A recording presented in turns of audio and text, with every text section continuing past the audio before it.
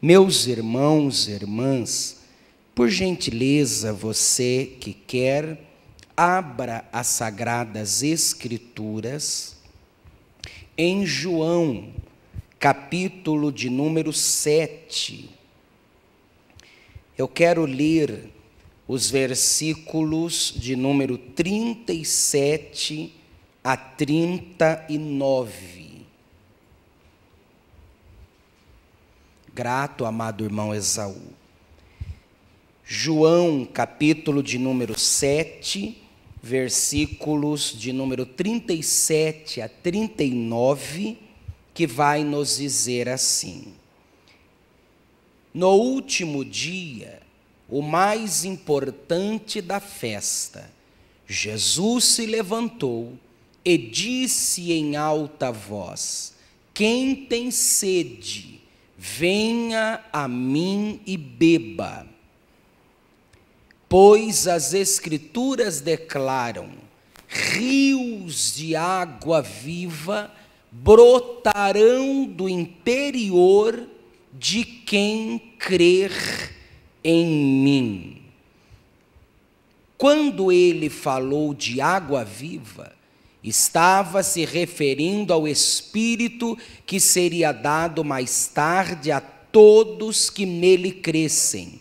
Naquela ocasião, o Espírito ainda não tinha sido dado, pois Jesus ainda não havia sido glorificado.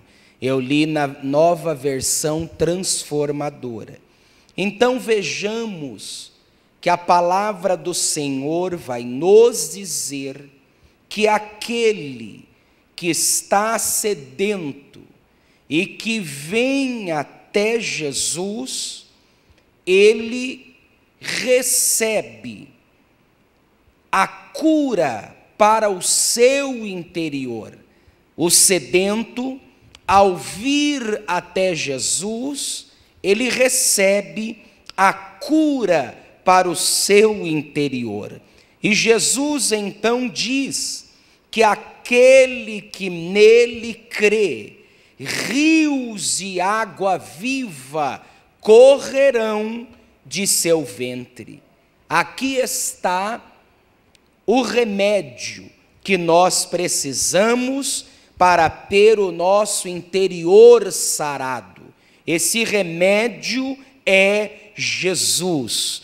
Quando nós recebemos Cristo abundantemente em nós, vai fluir do nosso interior rio de água viva. Minha irmã, meu irmão, o que está fluindo do teu interior? O que está fluindo do teu coração? Quanto mais cheios de Cristo nós estivermos, mais jorrará Ele mesmo de nosso interior. Porque esses rios de água viva que brotam, que correm do nosso interior, é Cristo. Quanto mais cheios de Cristo nós estivermos, mais Cristo vai jorrar de nossa vida, mais Cristo resplandecerá em nosso caráter, mais Cristo resplandecerá através de nossa vida. O nosso padrão por excelência é Cristo. O nosso modelo por excelência é Cristo. É dele que nós devemos aprender. Vejam que em Mateus, no capítulo de número 11, a partir do versículo de número 28, que é um texto que nós usamos bastante para convidar o pecador a vir a Cristo, olha o que vai nos dizer: venham a mim todos vocês que estão cansados e sobrecarregados, e eu lhes darei descanso. Aí ele prossegue dizendo: tomem sobre vocês o meu jugo Deixem que eu lhes ensine, pois sou manso e humilde de coração, e encontrarão descanso para a vossa alma, porque o meu jugo é suave e o meu fardo é leve. Aleluia! Veja, minha amada irmã e meu irmão aqui presentes, que quando nós nos achegamos a Cristo, nós devemos aprender de Cristo. Nós devemos nos permitir sermos ensinados por Cristo. Nós devemos ser constantemente discípulos de Cristo, porque quanto mais aprendemos dele, quanto mais nos permitimos ser ensinados por ele, mais vai fluir de nosso interior rios e água viva. Quando nós temos Cristo abundante em nós, aqueles que estiverem ao nosso redor, eles serão atraídos a querer beber desta água que é Cristo na nossa vida. Vejamos Mateus capítulo de número 12, os versículos de número 33, que a seguir, que vai nos dizer assim. Mateus capítulo 12, versículos 33 a seguir, vai nos dizer assim: uma árvore é identificada por seus frutos. Se a árvore é boa, os frutos serão bons.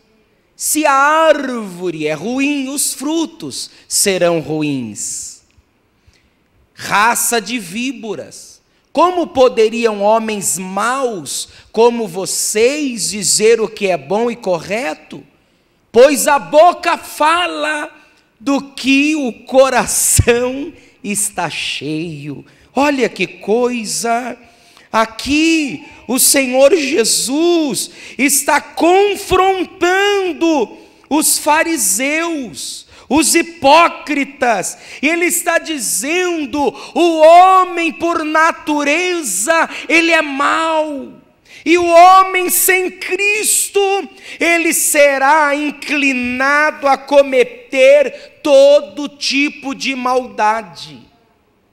Quando eu estava na faculdade, o curso que eu me formei, porque Deus me colocou lá, eu não queria, mas Deus me colocou nesse curso, na área da psicologia. Eu lembro de algumas aulas de uma corrente filosófica que dizia que o homem é bom e que o meio corrompe o homem. E uma professora assim, com umas palavras bonitas, ela chegava na sala de aula e ela dizia: o homem é bom, e é o meio que estraga o homem. Só que essa filosofia é enganosa, porque o homem, em sua essência, ele não é bom, o homem é mau, porque o pecado está dentro do homem. E o pecado inclina o homem a tudo aquilo que é mal, a tudo aquilo que é pecaminoso. Por isso que Jesus aqui fala da árvore má, que vai produzir frutos maus. Por isso que a gente não pode se iludir em querer coisas boas de árvores mal. Por exemplo, não faz muito tempo houve um rebuliço no Brasil, porque um grupo chamado Porta dos Fundos, fizeram uma chacota terrível com Jesus, dizendo que Jesus era homossexual, alguma coisa nesse sentido. E eu vi um monte de gente no Facebook reclamando e dizendo: vamos boicotar a Netflix e não sei o que lá mais. Eu lia tudo aquilo e eu dizia: gente, mas o que nós vamos esperar de homens maus? Será que esses homens lá da porta dos fundos ia fazer alguma coisa boa? De jeito nenhum, porque eles são árvore má. A Rede Globo vai produzir alguma coisa boa? De jeito nenhum, porque é uma árvore má. Pelo contrário, vai produzir somente aquilo que é mau. Porém nós, que somos uma árvore, que estamos enxertados em Cristo, nós devemos produzir frutos bons. Aleluia! Do ímpio nós não podemos esperar nada bom. Agora, do crente, nós temos que esperar coisas boas, porque nós não somos uma árvore má, nós somos uma árvore boa, porque nós estamos enxertados em Cristo, e é Cristo que flui na nossa vida. Eu não fico triste se um ímpio faz alguma coisa mal para mim, não. Se um ímpio faz alguma coisa mal para mim, eu sei que ele é ímpio, que ele está fazendo a sua impiedade. Agora, dói na gente quando é alguém que a gente pensa que está em Cristo, porque quem está em Cristo deve produzir bons frutos. E veja que aqui Jesus fala que essa transformação, ela está no coração, porque vejam que aqui ele diz: pois do que há em abundância no coração, disso fala a boca. Quer conhecer o que está no coração de alguém? É só ouvir o que a boca fala abundantemente.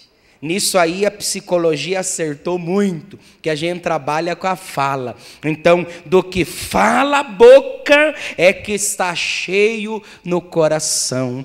Por isso que quando a gente está com o coração cheio de Cristo, nós vamos falar palavras que engrandecem a Cristo, palavras que edificam o nosso próximo, porque da nossa boca vai fluir palavras que exaltam a Cristo, aleluia. E vejamos que Jesus foi tão claro para falar acerca do que está no nosso coração e do que jorra na nossa boca e através do nosso comportamento. Vamos ver Mateus, capítulo de número 15. Olha o que a Bíblia vai nos dizer. Isso aqui é um capítulo do Novo Testamento que a gente tem que estudar com profundidade, porque isso aqui é transformação de vida. Olha Mateus, capítulo de número 15, e vamos entender o que Jesus está falando aqui. Ô irmã Ju, por gentileza, a senhora está aí atrás, pega ali no gabinete, dentro da minha bolsa, uma bolsa preta, tem uma caneta assim que ela reflete uma corzinha vermelha. Se a senhora achar, traz para mim, por gentileza.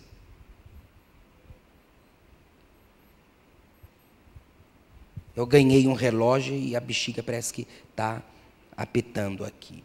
Então, Mateus, capítulo de número 15, versículo 1, vamos ver o que vai nos dizer. Então, alguns dos fariseus e mestres da lei chegaram de Jerusalém para ver Jesus e lhe perguntaram: por que seus discípulos desobedecem à tradição dos líderes religiosos? Eles não respeitam a cerimônia de lavar as mãos antes de comer. Jesus respondeu: e por que vocês, com suas tradições, desobedecem ao mandamento de Deus? Vamos entendendo aqui. Os fariseus, eles chegam a Jesus e eles vão indagar Jesus. Por que que os discípulos, eles não seguiam ou eles transgrediam a tradição dos anciãos, como, por exemplo, lavar as mãos quando comerem pão. Eles estão falando de algo exterior. Aí Jesus vai levar eles a entender que a transformação, ela não se reflete primeiramente no exterior, mas que ela deve ser evidenciada primariamente no interior. Por isso que ele vai dizer: por que transgrides vós também o mandamento de Deus pela vossa tradição? Versículo 4. Porque Deus ordenou, dizendo: honra seu pai e sua mãe. E quem insultar seu pai ou sua mãe será executado. Mas vós dizeis: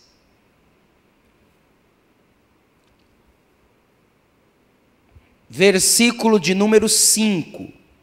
É que eu estou aqui com a Almeida corrigida e tentando enxergar ali também. E em vez disso, vocês ensinam que se alguém disser a seus pais: sinto muito, mas não posso ajudá-los, jurei entregar como oferta a Deus aquilo que eu teria dado a vocês. Versículo 6, eu vou acompanhar aqui na corrigida, que aí eu me situo melhor. E assim validastes pela vossa tradição o mandamento de Deus. Vejam que Jesus está aqui claramente dizendo que eles estavam falando de algo exterior, enquanto eles deveriam compreender o que está no interior deles. Aí Jesus prossegue, versículo 7 do capítulo 15. Hipócritas, bem profetizou Isaías a vosso respeito, dizendo: esse povo honra-me com seus lábios, mas o seu coração está longe de mim. Mas em vão me adoram, ensinando doutrinas que são preceitos dos homens. Olha que forte, que profundidade isso aqui, que confronto para nós. Se nós não estivermos com o nosso coração verdadeiramente cheio de Cristo, se nós não estivermos verdadeiramente procurando seguir os ensinamentos de Cristo, nós seremos hipócritas, honrando com os lábios, mas com o coração longe de Jesus. Minha amada irmã, meu irmão, eu como pregador da palavra, eu leio um texto desse e me dá um tremor, porque eu não posso ser hipócrita de eu pregar a palavra e eu não viver a palavra que eu prego. Porque eu seria como esses que estão honrando com os lábios, mas o coração está longe. Olha que sério para nós que abrimos a harpa e louvamos. Quantas vezes a gente louva o hino da harpa com a nossa boca, mas o nosso coração está longe. Quantas vezes a gente louva aqui no culto, levanta as mãos com a boca louva, mas o nosso coração está longe. Que Deus tenha misericórdia de nós, para que nós possamos louvar, não só com a boca, mas de todo o nosso coração. Aleluia!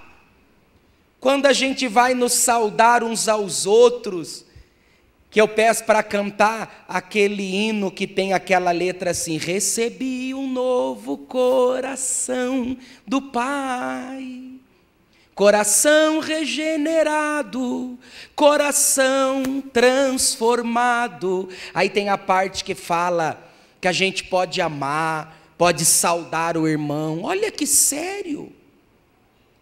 Como seria glorioso se a gente cantasse esse louvor e fosse uma verdade dentro do nosso coração. É por isso que vocês nunca vão me ver louvando aqui sem sincronia com a letra. Porque você já viu quando a gente vai cantar assim: Jesus venceu, Jesus venceu. Não, Jesus venceu, aleluia! Jesus vive, não, Ele vive, por isso eu glorifico a Ele, aleluia! E aí ele prossegue, vamos continuar para a gente encerrar. E versículo 10 do capítulo 15 de Mateus.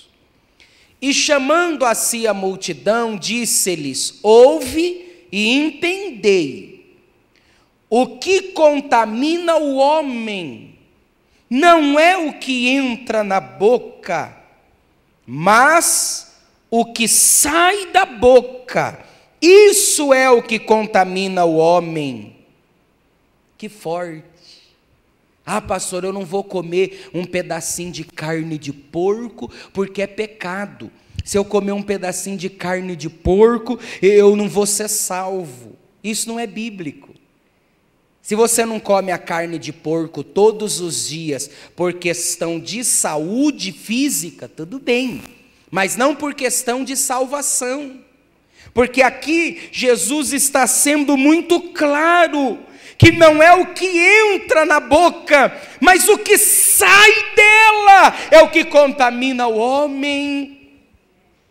Então, versículo 12: então, acercando-se dele os seus discípulos, disseram-lhe: sabes que os fariseus, ouvindo essas palavras, se escandalizaram? Os fariseus ficavam muito agitados, porque Jesus ia na raiz da questão.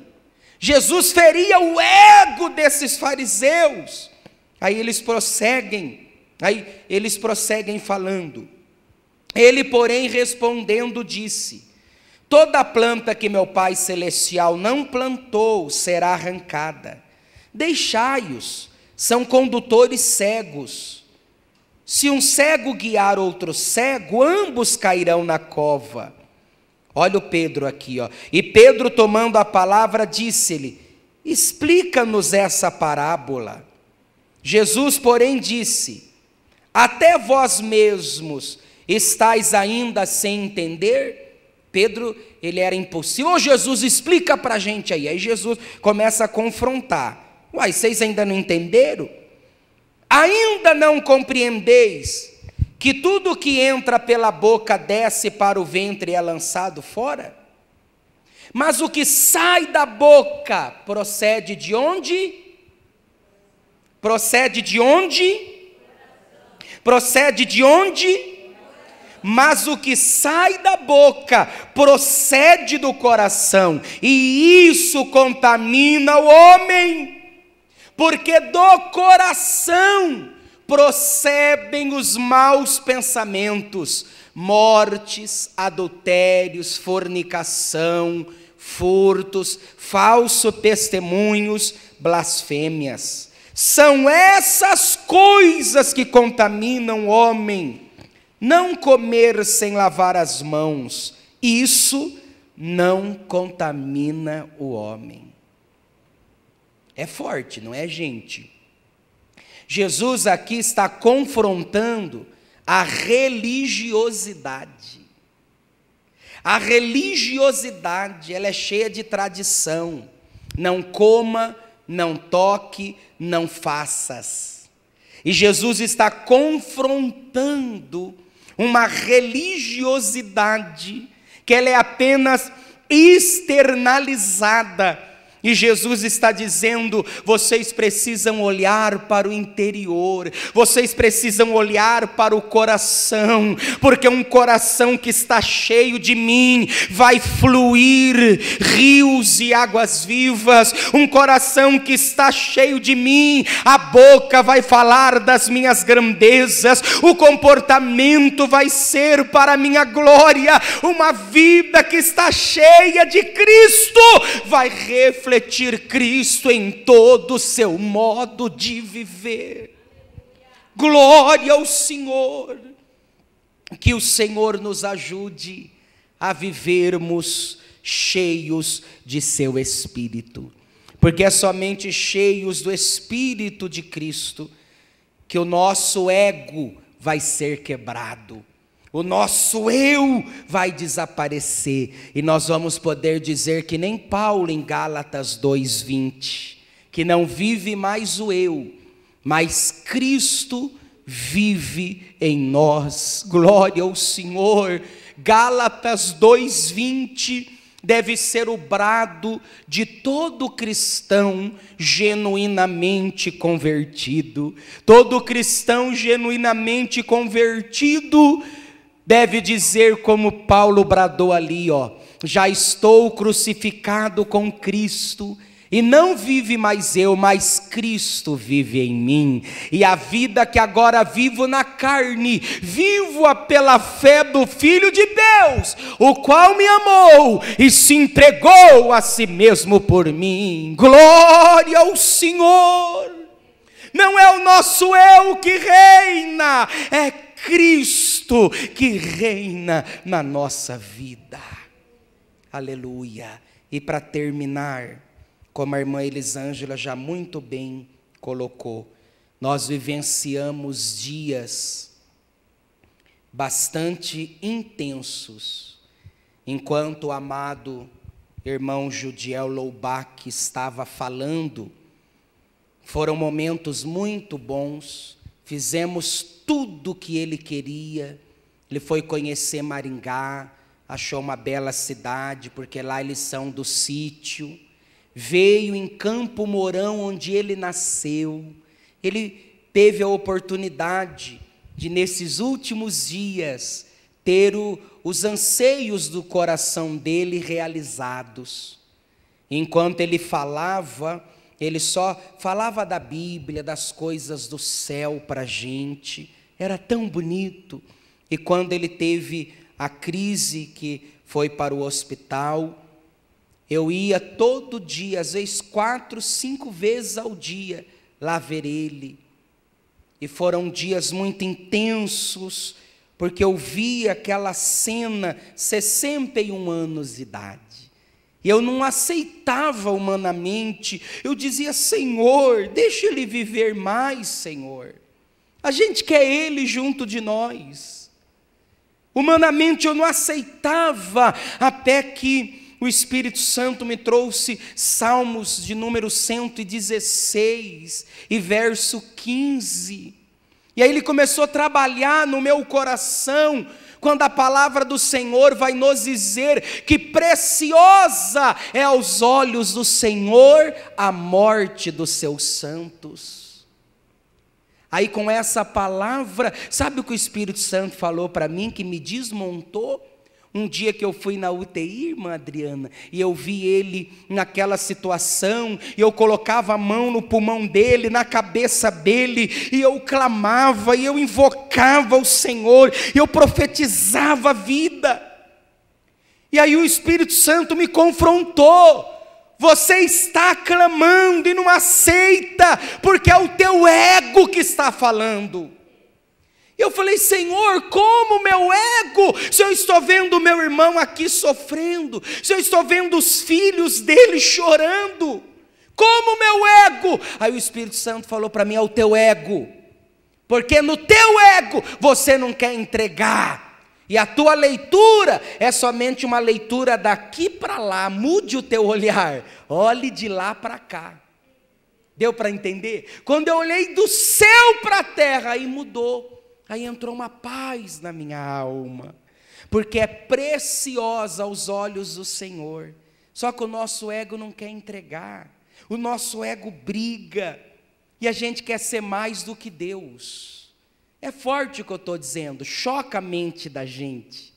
Só que a gente quer segurar, a gente quer para a gente. Aí Deus veio e me falou: filho, você ficou uns dias aí com ele, amou ele. A esposa dele eu deixei viver 40 anos com ele, ela ama ele, os filhos ama. Mas vocês têm que entender que antes de vocês, ele é meu. Aleluia!